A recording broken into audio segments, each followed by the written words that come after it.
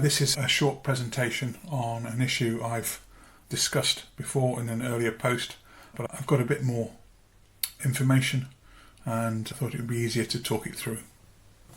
So we're looking again at the lower lake in Lodge Park and its significance and implications. Of course, there isn't a lower lake in Lodge Park at the moment, but there was once. Here's an aerial view of Lodge Park today.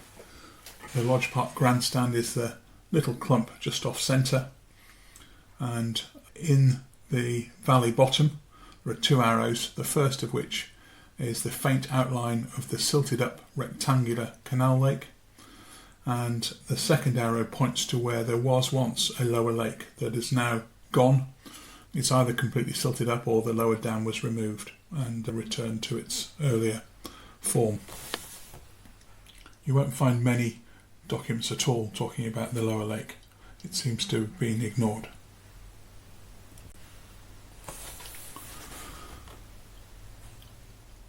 So we're looking at the work of Charles Bridgman. Charles Bridgman seems to have turned up doing some work for Sir John Dutton in about 1725. Remember, that's about 100 years after Lodge Park was formed. He seems to have come through in a number of years afterwards, and there are archive reports suggesting he was here again in about 1730. Sir John Dutton's will of 1742 is particularly important because that mentions the Bridgman plan, which I'll return to. And then the other useful bit of information is an 1820 plan, so another 100 years. An 1820 estate plan, which seems to show certain features which could have been designed by Bridgman 80 years earlier. And against that, in a broader context, we have other work done by Bridgman elsewhere in the country. So we're analysing all these details to try to understand what went on.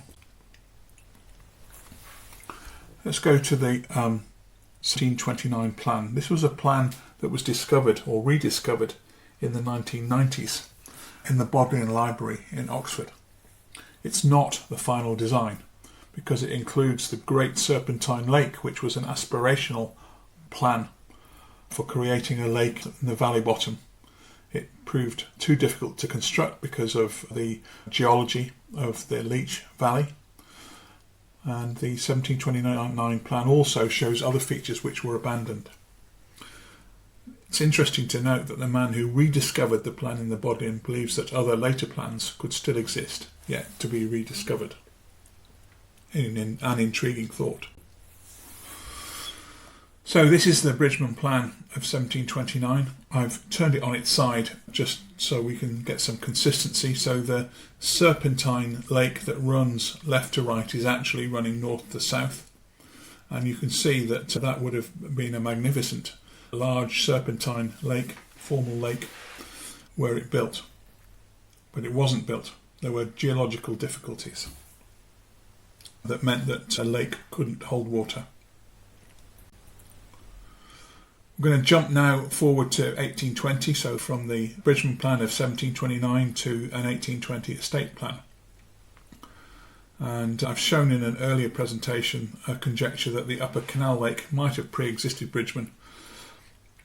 But this lower lake must have been built between Bridgman's 1729-1730 plan and the 1820 estate plan. So there's about a 90-year window. And here is that estate plan. And here you can see clearly a lower lake, a large lower lake, about the same area as the upper lake. The upper lake, you'll note, isn't quite rectangular here, which is a bit odd, and I can't explain that. But nonetheless, we've got two lakes in a row in the bottom of the valley. I think that's interesting. And again, just to reiterate, this lower lake is barely discussed in any archive documents of recent years. Let's compare those two plans, the 1729 Bridgman plan, showing the Serpentine Lake that was never built, and the 1820 plan, showing the lower lake was clearly visible. And I'm going to show that lake was built between 1734 and 1742. Worth comparing those two images there. You can certainly see that only some of Bridgman's plan was implemented. You've got those boxes of woodland towards the bottom. You've got a little bit of an avenue towards the top. But otherwise, it's worth doing a side-by-side comparison, I think, there. Now, Charles Bridgman made valley bottom lakes elsewhere. It was a theme of his to design sequences of lakes along the bottom of valleys. He did this at Gobions in Hertfordshire, where there were 2 lakes along the Mims Valley. He was involved in the designs with others at Stowe, and at Rousham there is cascading water features through the valley bottom. So this was a theme in Bridgman's design, repetitive lakes along a valley bottom or bodies of water. One issue that has largely, I think, been forgotten is that there are archive references to the construction of a lower lake at Lodge Park. And the Dutton archives, which are held in the Gloucester archives, show this. So there's a series of dates there, 1732 to 1740 and on to 1742, all of which discuss construction work for ponds in New Park and the lower pond in particular. So the lower lake, the lower pond, was constructed between 1734 and 1742, according to the archives, and still appeared on the 1820 estate plan, but then disappeared. And by the first Ordnance Survey maps, useful Ordnance Survey maps in about the 1880s, it had disappeared. Maybe siltation, maybe the lower dam was removed. A really important issue here, and probably the reason why those archives have been ignored, is that the entries refer to the lower pond rather than lakes, the lower lake. Dr. Wendy Bishop, who we've been in touch with, is an acknowledged expert and author on 18th century ornamental features, and she confirms that in the 1730s the word pond was effectively used in the same way that we use today the word lake. Now, today a garden pond is something that you maybe have a couple of goldfish in your back garden, but in the 1730s a pond meant a lake, and the lower pond is a lower lake, and that's what we see in the 1820 estate plan.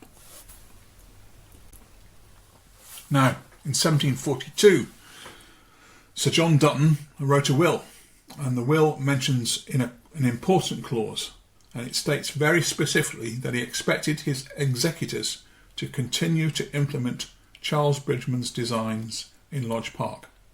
So Dutton is commenting in 1742 the importance of Bridgman's designs. That would imply to me that in the years running up to 1742 he was implementing Bridgman's work in Lodge Park. That means, I think logically, that the lower lake was part of a revised plan drawn up after the Great Serpentine Lake was abandoned. So we have in the lower lake evidence that there was a revision to the plan, and the plan was further implemented, installing that lake when Sir John Dutton was alive, because he wouldn't have done that if he felt that Charles Bridgman's designs had been not implemented. We've got a sequence of 2 valley bottom lakes in the style of Bridgman, and it's going on at Lodge Park. And I think that makes clear that in the period from 1730, when it proved that the Serpentine Lake was not geologically feasible, an alternate plan was introduced, and the 2 lakes in the valley bottom were formed by building that lower lake.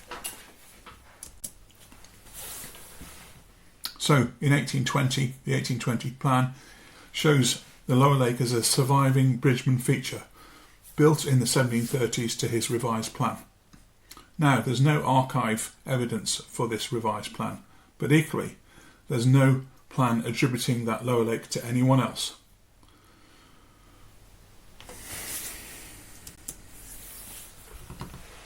The next step is quite important to understand. Bridgman was building lakes at Lodge Park in the 1730s. I wonder what Sir John Dutton was commissioning from the same man, perhaps, at Sherborne Park during the same decade. Now, archives show that the lower lake at Sherborne Park, that's in the village, below the current central weir was built at exactly the same period, with particular references in 1739 and 1740. So Sir John Dutton had bridgemen designing successive lake features in Lodge Park in the 1730s, and at the same time successive lake features were being built in Sherborne in 1739 to 1740. Now, there are no plans for Lodge Park's final design, there are no plans for Sherborne's design, but at least there is a strong case for considering Bridgman's hand at Sherborne happening at the same time as the lakes were being built at Lodge Park. I think there's a logic there that deserves investigation. Here's the archive references to Home Park in the period 1739 and 40, where the archive mentions making grates for a new pond at Home Park and for making the sluice and grate, a sluice being an important part of the dam mechanism in Home Park. So there's a new pond and there are sluices being built for it in the period 1739 to 1740. Hard to think that's not Charles Bridgman's work.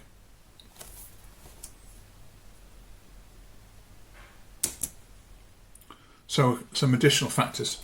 John Phibbs, the noted landscape historian, suggested that the box and yew trees by the current entrance to Sherborne House have some of the characteristics of a Bridgman viewpoint. The 1820 plan of Sherborne Park, confirmed by LiDAR, shows that there was a wooden bridge, probably ornamental, that existed 3/4 of the way down the lower lake, the narrow water at Sherborne. It would make quite a focus, wouldn't it, if you were stood at the Sherborne House viewpoint, looking down the water there, seeing the bridge in the sort of 3/4 distance. And I'm currently investigating some other landscape design features which show some parallels between Sherborne Park and Lodge Park, which is, for the moment, suggestive, not proven, but suggestive of the same hand that occurred in the same period, i.e. the 1730s. So to conclude, some evidence points to Bridgman actually having a parallel design at Sherborne Park at the same time as he was installing a design, or his designs were being installed at Lodge Park in the 1730s. It really does warrant some further investigation. Lodge Park is Grade 1 listed because of Bridgman's importance, but if Bridgman designed Sherborne Park too, perhaps a revised listing there could follow. This would have direct consequences for how the two lakes in Sherborne are managed and protected. Lodge Park's lost lower lake is a real lesson for us. The Sherborne waters face the same fate without restoration. A Bridgman landscape might be being lost. The two lakes at Lodge Park are lost and two more are fading quickly in Sherborne Park. Finally, an image of the two lakes at Sherborne Park, 1820 there on the left and today on the right.